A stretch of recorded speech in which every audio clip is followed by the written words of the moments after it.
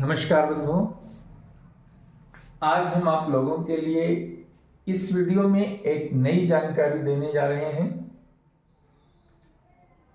साल का नए साल का पहला चंद्र ग्रहण इस महीने जो है लगने वाला है और लोग भ्रम की स्थिति में हैं।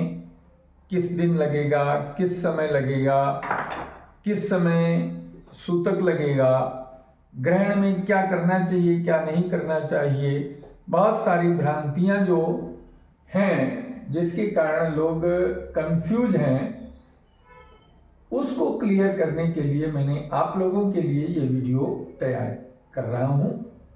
ठीक है, तो ग्रहण के बारे में हम जानते हैं कि दो प्रकार के ग्रहण लगते हैं, एक चंद्र ग्रहण और एक सूर्य ग्रहण। जब पूर्णिमा का समय आता है, चंद्र ग्रहण पूर्णिमा की स्थिति में लगता है और सूर्य ग्रहण अमावस्या को लगता है। ठीक है, तो सन 2026 का जो पहला चंद्र ग्रहण पड़ रहा है वो इस वर्ष की फाल्गुन मास शुक्ल पक्ष की पूर्णिमा तिथि जो कि 3 मार्च 2026 को पड़ रही है। ठीक है, इसी दिन चंद्र ग्रहण का योग बन रहा है। अब चंद्र ग्रहण होता क्या है? पृथ्वी, सूर्य और चंद्रमा जब एक सीध में आ जाते हैं, पृथ्वी की छाया चंद्रमा पर जब पड़ती है तो इस खगोलीय घटना का नाम चंद्र ग्रहण दिया जाता है। ठीक है, तो चंद्र ग्रहण ये जो इस वर्ष पड़ रहा है 3 मार्च 2026 को, यह ग्रस्तोदित चंद्र ग्रहण कहलाता है। ग्रस्तोदित खग्रास चंद्र ग्रहण। ग्रस्तोदित क्यों कहलाता है, क्यों कहलाएगा? क्योंकि इस दिन मंगलवार को चंद्रमा का जो उदय है वो 6:26 पर होना है और चंद्र ग्रहण का जो स्पर्श है वो 5:58 पर ही प्रारंभ हो जाएगा। तो चंद्र उदय के समय चंद्रमा चंद्र ग्रहण से ग्रस्त होगा, इसलिए इसको ग्रस्तोदित चंद्र ग्रहण कहा जाएगा। ठीक है, 3 फरवरी 2026 को जो चंद्र ग्रहण लग रहा है वह ग्रस्तोदित चंद्र ग्रहण होगा। ठीक है, अब यहां पर बात आती है कि यह कहां दिखेगा।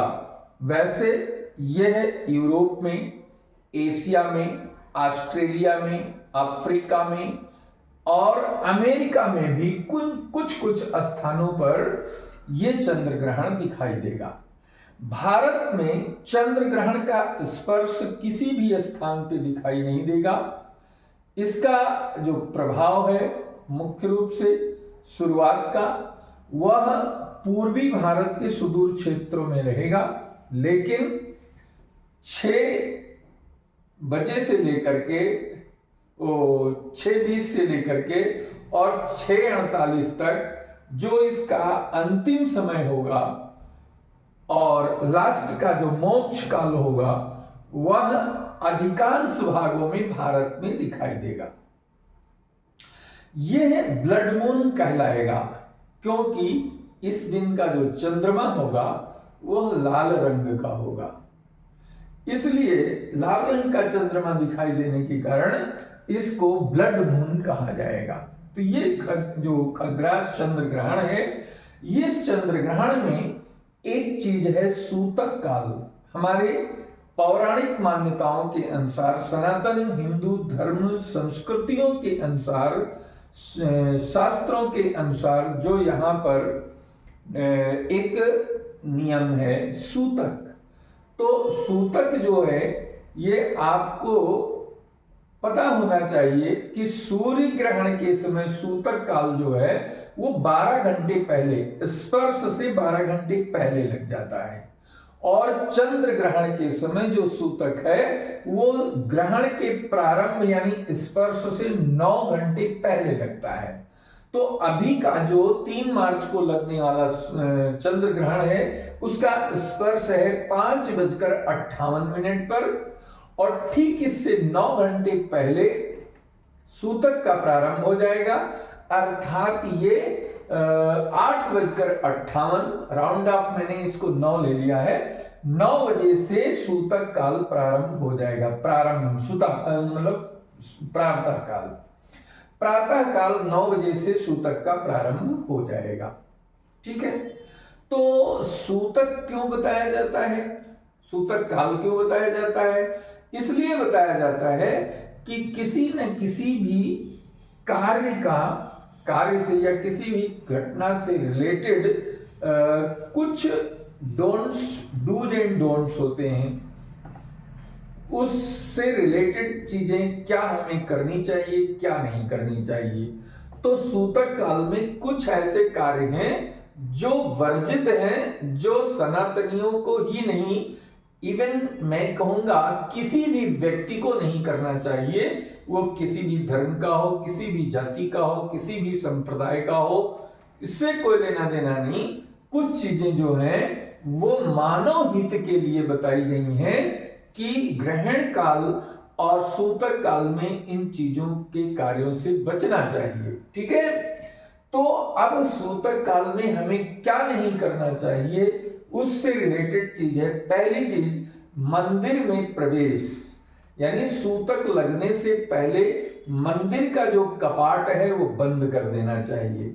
ठीक है, उस दौरान सूतक में न तो आप गेट खोल सकते हैं, कपाट खोल सकते हैं, ना मंदिर में प्रवेश कर सकते हैं, ना मंदिर में पूजा कर सकते हैं, और किसी मूर्ति को स्पर्श भी नहीं करना चाहिए इस समय। वो चाहे खुली मंदिर में क्यों भले ही उसका कपाट ना लगा हो, दरवाजा ना लगा हो, वो खुला मंदिर हो, फिर भी ऐसे स्थान पर भी मंदिर में कोई मूर्ति है तो उसका स्पर्श नहीं करना चाहिए। ठीक है, भोजन पकाना, भोजन परोसना और भोजन करना और भोजन कराना, ये भी ग्रहण काल और सूतक काल में पूर्णतया वर्जित है। पति पत्नी को इस काल में सहवास करने से बचना चाहिए। कोई भी शुभ कार्य, कोई भी मांगलिक कार्य सूतक काल और ग्रहण काल में बिल्कुल नहीं करना चाहिए। सोना और लेटना, ये भी ग्रहण काल में कम से कम जो ग्रहण काल है 5:58 से लेकर के, और मोक्ष का काल है सायं 6:48, इस बीच में तो निश्चित रूप से इन कार्यों को कदापि नहीं करना चाहिए। न सोना, न बैठना, न सोना, न लेटना, न खाना, न पीना।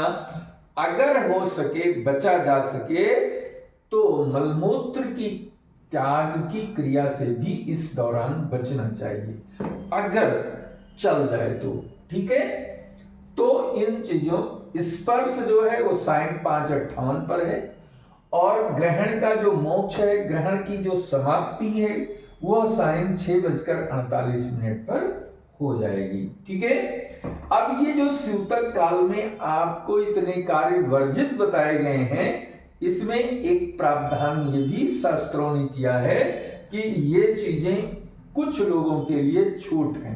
किसको किसको छूट है? बालक को, वृद्ध व्यक्ति को और रोगी व्यक्ति को। इनके लिए कहा गया है कि अगर अति आवश्यक स्थिति बने, अति आवश्यक हो, बहुत जरूरी हो, तो उसमें पथ्याहार लेना चाहिए, मतलब सूक्ष्म अल्प आहार लेकर के अपने जो कार्य हैं, अपनी जो स्थिति है, उसको सुरक्षित रखने के लिए पथ्याहार ले सकते हैं। ठीक है, तो ये चीजें हैं जो ये बताया गया कि इस सूतक काल में क्या करना चाहिए, क्या नहीं करना चाहिए। अब इसमें हम देखते हैं क्या करना चाहिए। अगर ग्रहण लगा हुआ है तो ग्रहण के समय हमें क्या करना चाहिए? तो शास्त्र बताते हैं कि ग्रहण के सूतक काल में आप ग्रहण के सूतक से पहले स्नान कर लीजिए। स्नान करके आप एकांत में बैठ करके या परिवार के साथ बैठ करके सबके साथ भजन करें, कीर्तन करें, भगवान नाम का जप करें, अथवा तो ओम नमः शिवाय या फिर ओम नमो भगवती वासुदेवाय का मंत्र का जप करें। अगर ये जप नहीं कर पा रहे हैं तो संस्कृत पढ़ना आता है तो विष्णु सहस्त्र नाम का पाठ करें। विष्णु सहस्त्र नाम का पाठ नहीं कर पा रहे हैं, हिंदी पढ़ना आता है तो हनुमान चालीसा का पाठ करें। कई बार करें, 108 बार करें, 11 बार करें, जितनी बार आप कर सकते हैं। और अगर कुछ नहीं कर पा रहे हैं इसमें तो पूरे परिवार के साथ बैठकर केवल भगवान के नाम का जप करें। वो किसी भी संप्रदाय के हैं, किसी भी धर्म के हैं, अपने धर्म से रिलेटेड अपने इष्ट का ध्यान करें, अपने देव का जो है स्मरण करें, आराधना करें। ठीक है, पुण्य का काम आप कर सकते हैं, श्राद्ध कर सकते हैं, तर्पण कर सकते हैं, दान कर सकते हैं, जप कर सकते हैं, और किसी मंत्र की सिद्धि के लिए भी आप ग्रहण काल में मंत्र सिद्धि का प्रयोग भी कर सकते हैं। ठीक है, अब यहाँ पे एक और चीज आता है कि गर्भवती स्त्री अगर कोई है तो उसको क्या क्या बचाव करना चाहिए, बचाव के लिए उसे क्या करना चाहिए।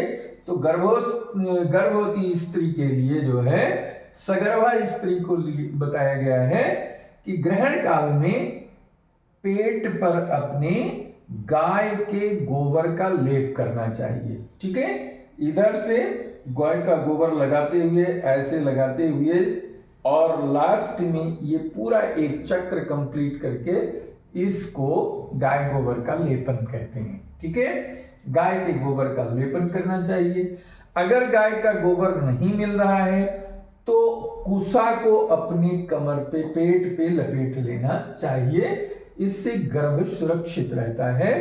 गर्भ पर जो नकारात्मक ऊर्जा ग्रहण से आती है, चंद्र किरणों से आती है, उसका प्रभाव जो गर्भस्थ शिशु है उस पर नहीं पड़ता। ठीक है, कुशा या गाय का गोबर एक ऐसी चीज है जो हानिकारक तरंगों को रोकता है, बचाता है, इसलिए इस क्रिया का प्रयोग शास्त्रों ने बताया है।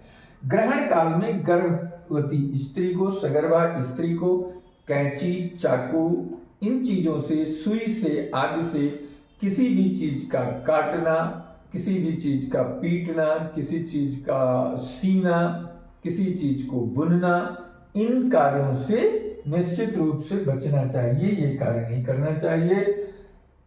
सूतक काल में अगर बचा सकते हैं तो ठीक है, नहीं बचा सकते तो कम से कम जो ग्रहण काल 1 घंटे का है, 50 मिनट का है, 5:58 से 6:48 तक का, इस बीच में उसको न सोना चाहिए, न लेटना चाहिए, न लड़ाई झगड़ा करना चाहिए, न क्रोध करना चाहिए, न अशांत होना चाहिए। इस दौरान प्रसन्न मुद्रा में रहते हुए सत साहित्य का अध्ययन करना चाहिए।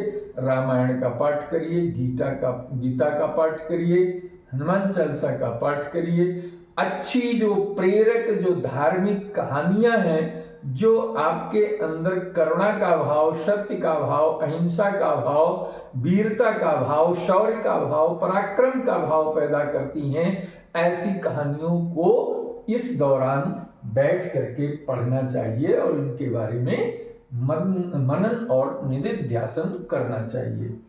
ठीक है, तो इन किताबों को अध्ययन करने से आपको और जो गर्भस्थ शिशु है उसको भी लाभ प्राप्त होगा।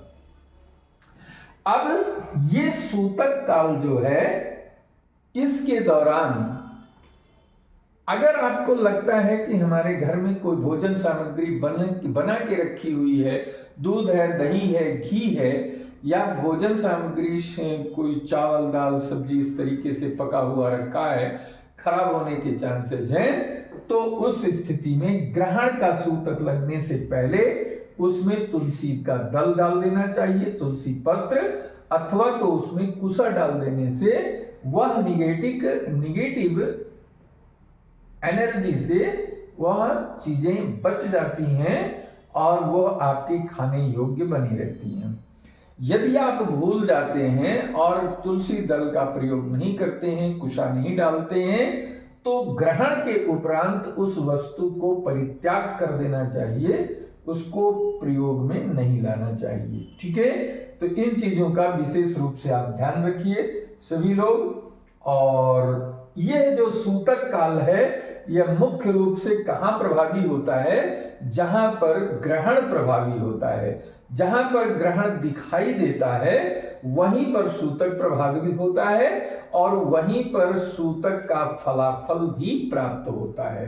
तो इसलिए अगर जहां हमें ये लगता है या जहां पर हमें पता चले कि हम जहां पे हैं वहां सूतक वहां पर ग्रहण का प्रभाव अगर है तो वहां सूतक के सारे नियम आप पर लागू होते हैं और उसी के अनुसार आपके कर्म के फल आपको प्राप्त होंगे। ठीक है, तो ये जानकारी हमने आपको जो है दिया। ये जानकारी अगर आपको अच्छी लगी हो तो इसको निश्चित रूप से अपने जानने वालों को, अपने सगे भाई बंधुओं को, अपने बंधुओं मित्रों को, अपने रिश्तेदारों को जरूर शेयर करिए, जिससे उनको भी यह जानकारी मिल सके और वह भी अपने जीवन में इनके फलाफल से जो है बच सकें। ठीक है, शुभ फल प्राप्त कर सकें और बुरे फलों से बच सकें। तो इसमें यह भी आपको एक पुण्य का कार्य माना जाएगा कि आप किसी को एक अच्छी जानकारी शेयर कर रहे हैं, तो निश्चित रूप से इसका लाभ आपको होगा। ये जानकारी आपको अच्छी लगी होगी तो आप इस चैनल को सब्सक्राइब कर लें।